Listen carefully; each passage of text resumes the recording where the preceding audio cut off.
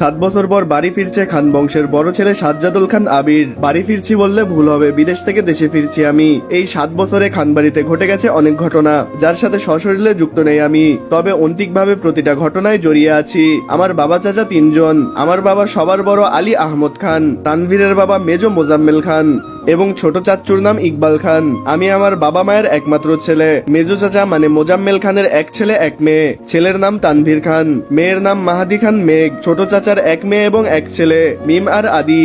এখনো তারা এলাকার যৌথ পরিবারগুলোর মধ্যে শ্রেষ্ঠ। বাড়ির সকলের প্রাণ যেন এক সুতায় বাঁধা। 5 ভাই বোনের মধ্যে আমি সকলের চোখের মনি।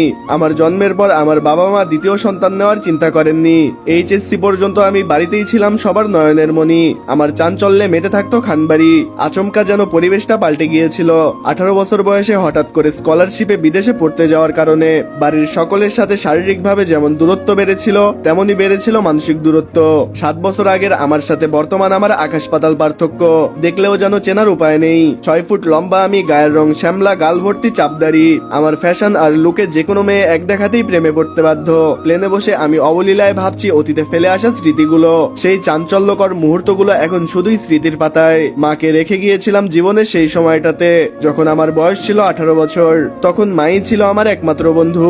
আজকে আমি একজন 24 বছরের যুবক। এতগুলো বছরে একটা দিনও বাদ যায়নি যেদিন মায়ের সাথে ফোনে কথা বলিনি। বাড়ির সকলের সাথেই মোটামুটি কথা বলার চেষ্টা করেছি। ছোটবেলার স্মৃতি ভাবতে ভাবতেই নিজের দেশে পৌঁছে গেলাম আমি। এয়ারপোর্টে আমার বাবা আলী আহমদ খান আর তানভীর দাঁড়িয়ে আছে।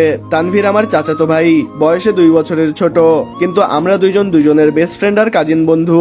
তানভীর আমাকে দেখেই দৌড়ে এসে জড়িয়ে ধরলো। এই 7 বছরে একবারের জন্য বাড়ি ফিরিনি আমি, তবে প্রতিনিয়ত কথা হয়েছে আমাদের। আমি আমার আব্বুকে সালাম করে জড়িয়ে ধরলাম। তারপর আমরা 3জন বাড়ি ফিরলাম। বাড়িতে যেন হই হই রই রই ব্যাপার, হবে নাই বা কেন। বাড়ির বড় ছেলে এত বছর পর ফিরছে। রান্নাঘরে বাহারি রকমের রান্নার ধুম পড়ছে মা চাচিদের। হঠাৎ দরজায় আমাকে দেখে সবার মধ্যে হইচই শুরু হয়ে গেল। আমার আম্মু দৌড়ে এসে আমাকে জড়িয়ে ধরলেন। আমিও আবেগ আপ্লুত হয়ে মাকে জড়িয়ে ধরলাম। মমতাময়ী মাকে সেই 7 বছর আগে ছুঁয়েছিলাম, আজ আবার সেই ছোঁয়া পেলাম। আমি মা এবং চাচিদের সালাম করলাম। আমাকে সোফায় বসিয়ে একের পর এক শরবত নাস্তা দিতে ব্যস্ত সবাই। এর মধ্যেই উদয় হলো মিম আর আদি। মিমের বয়স 14 বছর আর আদির বয়স 10 বছর। আমি দেশ ছাড়ার সময় আদির বয়স ছিল মাত্র 3 বছর। ভিডিও কলে দেখতে দেখতেই আমাকে একটু চিনেছে সে। দৌড়ে এসে আমাকে জড়িয়ে ধরলো। আমিও তাকে জড়িয়ে ধরলাম। মিমও আমার পাশে বসলো। খোশ গল্প চলছে। আদি জিজ্ঞাসা করলো, ভাইয়া আমার জন্য কি এনেছো? আমি উঠতে যাব তখন মা চাচিরা উঠতে দিচ্ছে না, আগে শরবত খেতে হবে। আমি তানভীরের দিকে তাকিয়ে বললাম, ওই লাগেজটা নিয়ে আয় তো। তানভীর একটা লাগেজ টান দিতে যাবে, আমি আচমকা দাঁড়িয়ে বললাম, ওইটা ছুবি না। আমার কথা শুনে তানভীর সহ বাড়ির সবাই